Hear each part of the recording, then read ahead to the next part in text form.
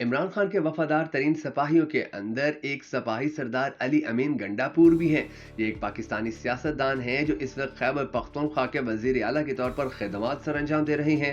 1 मार्च 2024 को पाकिस्तान तहरीक इंसाफ से अली अमीन गंडापुर 90 वोट हासिल करके वजीर आला खैबर पख्तूनख्वा मुंतखब हुए।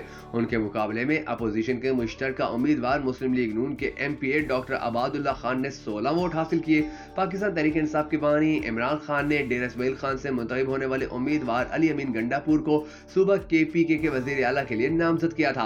8 फरवरी को होने वाले आम इंतखाबात में पाकिस्तान तहरीक इंसाफ के हमायत याफ्ता आजाद उम्मीदवार अली अमीन गंडापुर ने NA 44 DI खान से 93,443 वोट हासिल करके जमीयत उलमा इस्लाम फे के सरबराह मौलाना फजलुर रहमान को शिकस्त दी थी। अली अमीन गंडापुर का ताल्लुक सूबा खैबर पख्तूनख्वा के जिला डेर इस्माइल खान से है। उनका आबाई शहर कुलाची है और उनके वालिद रिटायर्ड मेजर अमीनुल्लाह गंडापुर मारूफ शख्सियत थे जो साबिक सदर परवेज मुशर्रफ के दौर में निगरान काबीना का हिस्सा रह चुके हैं। अली अमीन गंडापुर के छोटे भाई फैसल अमीन गंडापुर 2018 के इलेक्शन में कामयाब होकर खैबर पख्तूनख्वा के वजीर बल्दियात बने, जबकि दूसरे भाई उमर अमीन गंडापुर DI खान शहर के मेयर हैं। अली अमीन गंडापुर का सियासी कैरियर बहुत ही दिलचस्प है। उन्होंने 2013 में पहली बार PTI के टिकट पर PK 64 DI खान से कामयाब होकर सूबाई काबीना में शमूलियत अख्तियार की। उन्होंने साबिक वजीर आला परवेज खट्टक की हुकूमत में बतौर सूबाई वजीर माल के तौर पर ओहदा संभाला।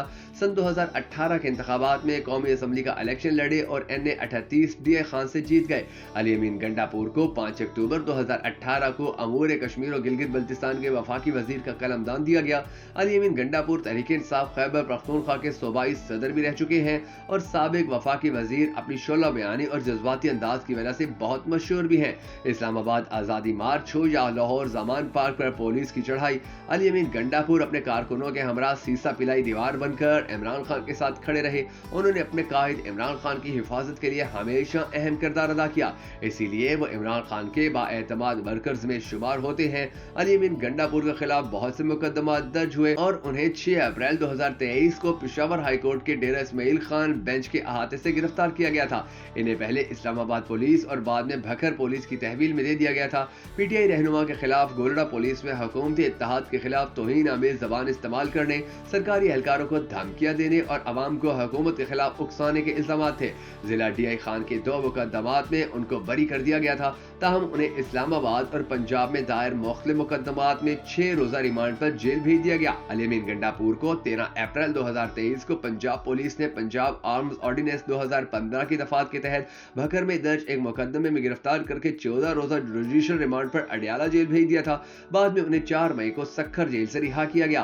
ताहम 9 मई वाकयात के बाद अली अमीन गंडापुर फिर रपोश हो गए। इस ज़ाते दहशतगर्दी अदालत गुजरांवाला ने 9 मई को कैंट पर हमले और जलाओ घेराव के मुकदमे पुलिस की इस्तदा पर मुराद सईद, हम्माद अजहर और अली अमीन गंडापुर समेत 51 रहनुमाओं के नाकाबिले जमानत वारंट जारी किए।